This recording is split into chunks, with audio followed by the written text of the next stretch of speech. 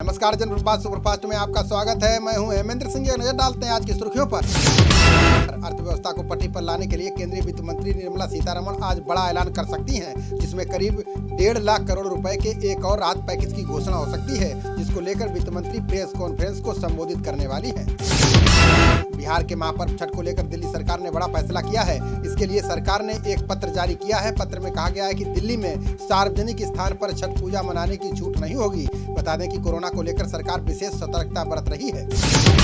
TV पत्रकार अर्णव गोस्वामी ने jail से छूटने के बाद महाराष्ट्र के मुख्यमंत्री उद्धव ठाकरे पर हमला बोला है। गोस्वामी ने कहा कि उद्धव ठाकरे आप हार गए हैं। उन्होंने कहा कि खेल अब शुरू हुआ है, अब रिपब्लिक टीवी हर भाषा में शुरू होगी।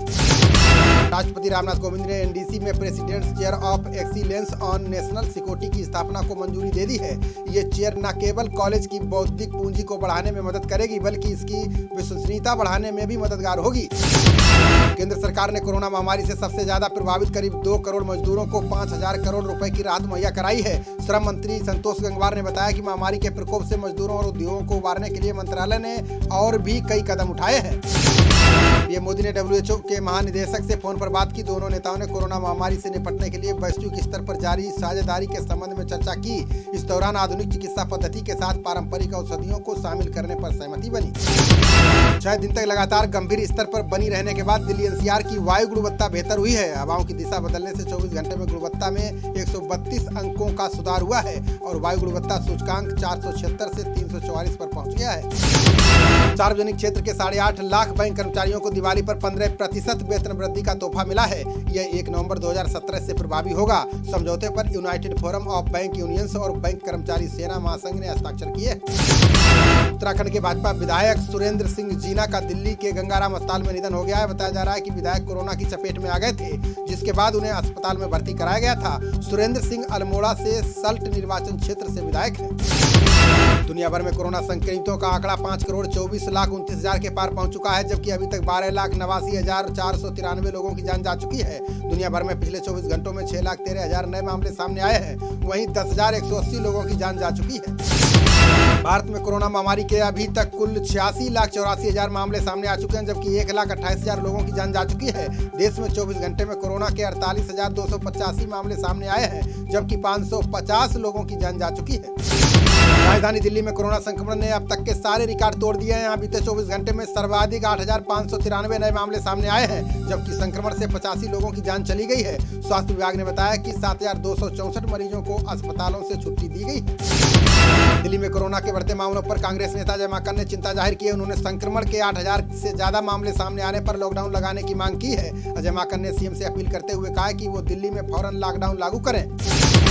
राजस्थान के सीएम गहलोत ने केंद्रीय महिला एवं बाल विकास मंत्री स्मृति ईरानी को पत्र लिखा है। सीएम ने इसमें आंगनवाड़ी कार्यकर्ताओं और सहायिकाओं के मानदेय बढ़ाने की जानकारी दी है। इसके लिए केंद्रीय मंत्रालय से 60% अतिरिक्त राशि को देने की अपील की है। दिल्ली की निचली कोर्ट ने उत्तर पूर्वी दिल्ली के बवाल मामले में एक और आरोपी को जमानत दे दी है। कोर्ट ने कहा कि पुलिस ने आरोपी के खिलाफ वीडियो फुटेज पेश किए थे, जो घटना और आरोपों से तालमेल नहीं खा रहे हैं, इसलिए कोर्ट अनवर हुसैन को जमानत देती है। झारखंड के धनबाद में 10 करोड़ रुपए का अल्पसंख्यक छात्रवृत्ति घोटाला सामने आया। इस घोटाले में कल्याण विभाग के अधिकारी और स्कूल संचालक आदि शामिल हैं। घोटाले में 98 स्कूलों के प्रिंसिपल समेत 107 लोगों पर मुकदमा दर्ज किया गया है। गुर्जर आंदोलन के संयोजक कर्नल बैसला ने सीएम गहलोत से मुलाकात की। दोनों नेताओं की मुलाकात के बाद 6 बिंदुओं पर सहमति बनी है। इसके बाद आंदोलन समाप्त होने के आसार हैं। इससे परिवहन सुविधाएं फिर से शुरू होंगी और लोगों को राहत मिलेगी। पंजाब के अखिल भारतीय किसान संघर्ष समन्वय समिति ने एकता दिवस मनाने की घोषणा की है। समिति के डॉक्टर दर्शन पाल ने कहा है कि पंजाब के किसानों के दमन के खिलाफ वो लोग एकता दिवस मनाएंगे। इसके साथ ही राष्ट्रपति के नाम 1 लाख ईमेल भेजेंगे। ये मोदी आज भारत आसियान के वर्चुअल सम्मेलन की सह अध्यक्षता करेंगे, जबकि वियतनाम के पीएम गुयेन तन जुंग उनके साथ सम्मेलन की अध्यक्षता करेंगे। इस सम्मेलन में भारत के साथ आसियान समूह के 10 देश हिस्सा लेंगे। ये मोदी आज JNU परिसर में स्वामी विवेकानंद की प्रतिमा का अनावरण करेंगे। पीएम के कार्यक्रम से पहले JNU कैंपस में तैयारियां शुरू हो गई हैं। सूत्रों ने बताया कि वीडियो कॉन्फ्रेंसिंग से होने वाले इस कार्यक्रम में शिक्षा मंत्री रमेश पोखरियाल निशंक भी उपस्थित रहेंगे। बिहार विधानसभा चुनाव के नतीजों के बाद अब विधान परिषद चुनाव के परिणाम की बारी है। स्नातक और शिक्षक निर्वाचन क्षेत्र की 22 सीटों पर आज वोटों की गिनती हो रही है। इसमें स्नातक निर्वाचन क्षेत्र के 14 और शिक्षक निर्वाचन क्षेत्र के 8 प्रत्याशियों के भाग्य का फैसला होगा।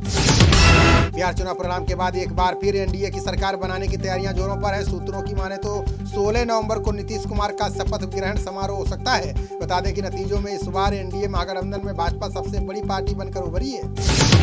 बिहार चुनाव में हार के बाद आज राबड़ी देवी के घर पर बैठक होने जा रही है। इस बैठक में महागठबंधन के सभी बड़े नेता शामिल होंगे। नवनिर्वाचित विधायकों की ये बैठक तेजस्वी की अध्यक्षता में होगी, जिसमें हार पर मंथन किया जाएगा। बिहार में सरकार बनाने की तैयारियों के बीच बीजेपी के एमएलसी टुन्ना पांडे ने नीतीश और सुशील मोदी पर हमला बोला है। टुन्ना ने कहा कि बिहार चुनाव नतीजों ने बड़ा संदेश दिया है। इसी के चलते नीतीश और सुशील मोदी को नैतिकता के आधार पर इस्तीफा दे देना चाहिए। राहुल गांधी को अध्यक्ष बनाने की तैयारियां शुरू हो गई। दिसंबर में अध्यक्ष पद के लिए चुनाव प्रक्रिया शुरू होगी। इसके बाद कार्य समिति की बैठक में राहुल के नाम पर प्रस्ताव पारित होगा। इसके बाद जनवरी में अधिवेशन बुलाकर राहुल के नाम पर मुहर लगेगी। ज्योतिरादित्य सिंधिया को अब मोदी कैबिनेट में जल्द एंट्री मिलने के आसार हैं। इसका कारण मध्य प्रदेश में भाजपा की जीत को बताया जा रहा है। बता दें कि सिंधिया के प्रभाव वाली कई सीटों पर भाजपा ने जीत हासिल की है। अयोध्या में दीपोत्सव कार्यक्रम का आयोजन 13 नवंबर को होगा। सीएम योगी 13 नवंबर को राम जन्मभूमि जाएंगे। इस बार कोरोना के कारण दीपोत्सव कार्यक्रम सिर्फ एक दिन का होगा। बता दें कि चौथे दीपोत्सव के 3 दिवसीय कार्यक्रम की शुरुआत 11 नवंबर से शुरू होनी थी। सरकार ने हज यात्रियों को मिलने वाले खर्च में कटौती की है। 2019 तक हज यात्रियों को खर्च के लिए 2100 रियाल यानी 40,000 रुपए मिलते थे। इस हज खर्च में इस साल 600 रियाल यानी 11,400 रुपए की कटौती की गई है। दिवाली और छठ पर यात्रियों की बढ़ती संख्या को देखते हुए रेलवे ने कमर कस ली है, जिसके तहत स्पेशल ट्रेनों की संख्या बढ़ाने के साथ ही भीड़ प्रबंधन का भी खास इंतजाम किया गया है। मुख्य स्टेशनों से पूर्वांचल की तरफ जाने वाली ट्रेनों को संचालित किया जाएगा। IRCTC अब ट्रेन के टिकटों के साथ होटल और टैक्सी भी बुक करेगा। जल्द ही कंपनी देश के बड़े होटलों के साथ अनुबंध करेगी। इससे यात्री टिकट के साथ मनपसंद होटल और टैक्सी भी घर बैठे बुक कर सकेंगे। इस बार देश भर में धनतेरस 2 दिन मनाई जाएगी। ज्योतिषाचार्य का कहना है कि यह स्थिति इस साल तिथियों के घटने के कारण हुई है। धनतेरस का त्योहार गुरुवार के साथ ही शुक्रवार को भी मनाया जाएगा। पंचांग के अनुसार 12 नवंबर को शाम 6:30 बजे त्रयोदशी तिथि की शुरुआत होगी। हरियाणा सीएम खट्टर ने इशारों में बड़ी बात कह दी। उन्होंने कहा कि बड़ौदा में हार कर भी हम जीते हैं। अगर जेजेपी के पूरे वोट मिल जाते तो निश्चित तौर पर भाजपा की जीत होती। वहीं इस बारे में डिप्टी सीएम दुष्यंत चौटाला ने कहा कि सभी को पता है कि जेजेपी के वोट किसको मिले हैं। पश्चिम बंगाल प्रभारी कैलाश विजयवर्गीय ने ममता बनर्जी पर निशाना साधा। उन्होंने कहा कि बंगाल की जनता ममता राज में त्रस्त हो चुकी है। बिहार चुनाव के बाद अब भाजपा का पूरा फोकस बंगाल पर होगा। दीदी के शासन से इस बार बंगाल मुक्त होगा। पाकिस्तान की एक अदालत ने दहशतगर्दों के वित्त पोषण के 2 मामलों में जमानत उद दावा के प्रवक्ता को 32 साल कैद की सजा सुनाई है। बता दें कि हाफिज सईद मुंबई में हुए दहशतगर्दों के हमले का सरगना है। अदालत ने सईद के रिश्तेदार सहित 2 अन्य को भी दोषी करार दिया। अमेरिका चुनाव में डोनाल्ड ट्रंप जो बाइडेन की जीत और अपनी हार स्वीकार करने को तैयार नहीं दिख रहे हैं। ट्रंप अमेरिका की सत्ता कब्जाने के लिए रक्षा विभाग में बड़े पैमाने पर बदलाव कर रहे हैं। इसी के तहत वरिष्ठ अधिकारियों को हटाना और अपने वफादारों को तैनात कर रहे हैं। ब्रह्मपुत्र नदी पर देश का सबसे बड़ा ब्रिज बनाने की तैयारी तेज हो गई है। इसको बनाने की जिम्मेदारी लार्सन एंड टुब्रो लिमिटेड को दी गई है। ब्रह्मपुत्र नदी पर 4 लेन का ब्रिज 3,166 करोड़ रुपए से बनाया जाएगा। इस ब्रिज के बनने से असम और मेघालय सीधे जुड़ जाएंगे। जम्मू कश्मीर में डीडीसी चुनाव को लेकर कांग्रेस ने नेशनल कॉन्फ्रेंस से हाथ मिला लिया है। लगभग 5 घंटे तक चली बैठक में दोनों पार्टियों के बीच मिलकर चुनाव लड़ने पर सहमति बनी। माना जा रहा है कि भाजपा को चित करने के लिए ही कांग्रेस ने नेशनल कॉन्फ्रेंस से हाथ मिलाया है। हिमाचल प्रदेश में मौसम विभाग ने 1 दिन के लिए येलो अलर्ट जारी किया। इसमें कहा गया है कि दिवाली के बाद एक दिन भारी बारिश और बर्फबारी हो सकती है। मौसम विभाग ने इसकी वजह हिमाचल में 13 नवंबर से पश्चिमी विक्षोभ की सक्रियता को बताया है। हिमाचल मंत्रिमंडल ने अभिभावकों को झटका दिया। उच्च शिक्षा निदेशालय ने निजी स्कूलों में सिर्फ ट्यूशन फीस लेने के आदेश को वापस ले लिया है। अब ट्यूशन फीस के अलावा सभी फंड अभिभावकों को देने होंगे। इसके बावजूद पुरानी फीस वसूली पर असमंजस बरकरार है। चुनाव हारने के बाद भाजपा की इमरती देवी ने बयान दिया। उन्होंने कहा कि मुझे अपनी हार का बिल्कुल अफसोस नहीं है। उन्होंने कहा कि मुझे खुशी है कि प्रदेश में भाजपा ने बड़ी जीत दर्ज की है। बता दें कि इमरती देवी को कांग्रेस उम्मीदवार सुरेश राजे ने 7,633 मतों से हराया है।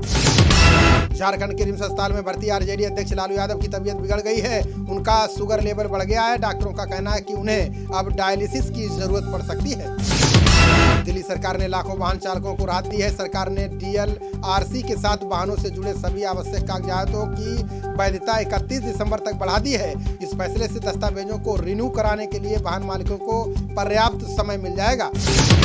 केंद्र शासित प्रदेश दादरा नगर हवेली, दमन और दीव के निकाय चुनाव का रिजल्ट आ गया है। इसमें दमन के 15 वार्डों में से बीजेपी ने 11, कांग्रेस ने 1 और निर्दलीय ने 3 वार्डों में जीत दर्ज की है, जबकि बीजेपी ने दीव में 8 में से 5 सीटें जीती हैं। कृषि कानूनों को लेकर केंद्र सरकार 13 नवंबर को किसानों से बातचीत करेगी। बातचीत के एक दिन पहले आज पंचायत के किसान संगठन बैठक कर रहे हैं। बैठक में किसान संगठन बातचीत का एजेंडा तय करेंगे। किसानों ने साफ तौर पर कहा है कि बिना एमएसपी बहाल किए बातचीत अधूरी रहेगी। हरियाणा सरकार ने शहरी विकास को लेकर बड़ी कार्य योजना तैयार की है। सीएम खट्टर ने कहा है कि हम गुरुग्राम को देश का सबसे खूबसूरत शहर बनाएंगे। इसके साथ ही मानेसर को अलग नगर के तौर पर विकसित किया जाएगा। इस दौरान मुख्यमंत्री ने 2 विकास परियोजनाओं का लोकार्पण किया। बहरीन के प्रिंस खलीफा बिन सलमान अल खलीफा का निधन हो गया है। उन्होंने 84 वर्ष की उम्र में अंतिम सांस ली। खलीफा विश्व में सबसे ज्यादा समय तक सेवा देने वाले प्रधानमंत्रियों में से एक थे। उन्हें साल 2011 की अरब क्रांति के दौरान हटाने की मांग भी उठी थी। छत्तीसगढ़ के दंतेवाड़ा में एक इनामी समेत 11 नक्सलियों ने पुलिस के सामने आत्मसमर्पण कर दिया है। आत्मसमर्पण करने वालों में जन मिलिशिया के कमांडर और सदस्य शामिल हैं। सभी नक्सलियों ने 1 लाख रुपए के इनामी कमांडर कुम्मा मंडावी की अगुवाई में पुलिस के सामने हथियार डाले हैं। आईपीएल की थकान मिटाने के बाद टीम इंडिया अपने ऑस्ट्रेलियाई दौरे के लिए रवाना हो गई है, जहां वो 2 साल पहले ऐतिहासिक टेस्ट श्रृंखला की जीत की सफलता को दोहराना चाहेगी। भारतीय टीम 27 नवंबर से 3 वनडे, 3 टी20 और 4 टेस्ट मैच खेलेगी। भारतीय टीम के पूर्व कप्तान महेंद्र सिंह धोनी जल्दी मुंबई शिफ्ट हो सकते हैं। धोनी की पत्नी साक्षी ने मुंबई में बनाए जा रहे नए घर की तस्वीरें इंस्टाग्राम पर शेयर की हैं। इन तस्वीरों में नजर आ रहा है कि उनके नए घर में कुछ काम चल रहा है। पाकिस्तानी चयनकर्ताओं ने न्यूजीलैंड दौरे के लिए चुनी गई टीम में ऑलराउंडर शोएब मलिक और तेज गेंदबाज मोहम्मद आमिर को जगह नहीं दी है। पीसीबी ने संयुक्त टीम का चयन किया है, जिसमें सीनियर टीम और पाकिस्तान ए टीम के खिलाड़ी शामिल हैं।